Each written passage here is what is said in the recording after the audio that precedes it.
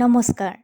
অসম লোকসেৱা আয়োগে গ্ৰেড 4 পদৰ বাবে নিযুক্তি 2025 ঘোষণা কৰিছে।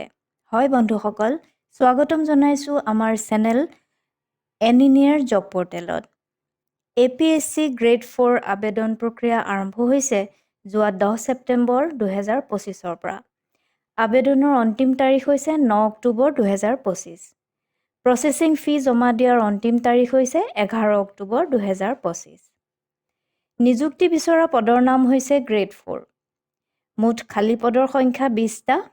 তাৰে ভিতৰত আনৰিজাৰ্ভড শ্ৰেণীৰ প্ৰাৰ্থীৰ বাবে মুঠ 10টা পদ, OBC MOBC শ্ৰেণীৰ বাবে 5টা পদ, SC শ্ৰেণীৰ বাবে 2টা আৰু STP আৰু STHৰ বাবে 1টাকৈ পদ খালী আছে।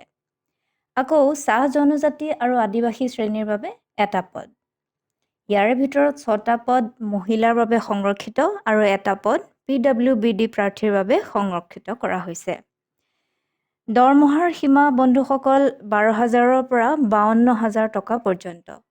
গ্ৰেড পে 3,900 টকা আৰু বিভিন্ন ভাত্তা দিয়া হ'ব অসম চৰকাৰৰ নিয়ম অনুসৰি।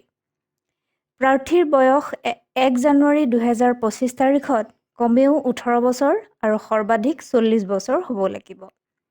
ST/SC প্ৰাৰ্থীৰ বাবে বয়সত 5 বছৰ ৰেহাই দিয়া হৈছে। তেনেদৰে OBC MOBC T-ট্ৰাইব আৰু আদিবাসী প্ৰাৰ্থীৰ বাবে 3 বছৰ, PWBD প্ৰাৰ্থীৰ বাবে 10 বছৰ পৰ্যন্ত ৰেহাই দিয়া হৈছে।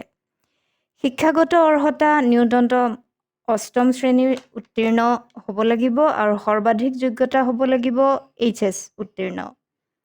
ইয়াৰ ওপৰত যোগ্যতা থকা প্ৰাৰ্থীয়ে আবেদন কৰিব নোৱাৰিব। বন্ধুসকল, নিৰ্বাচন প্ৰক্ৰিয়া 2টা পৰ্যায়ত অনুষ্ঠিত হ'ব। প্ৰথম পৰ্যায়ৰ স্ক্ৰিনিং টেষ্ট হ'ব।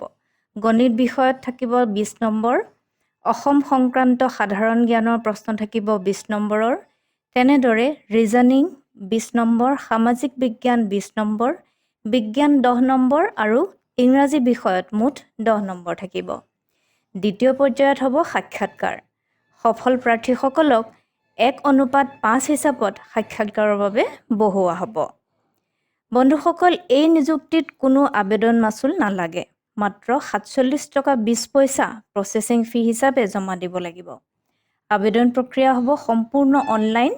apscrecruitment.in ত গৈ আবেদন কৰিব পাৰিব। সৰ্বপ্ৰথমে আপোনাৰ ইমেইল আৰু মোবাইল নম্বৰেৰে পঞ্জীয়ন কৰিব লাগিব।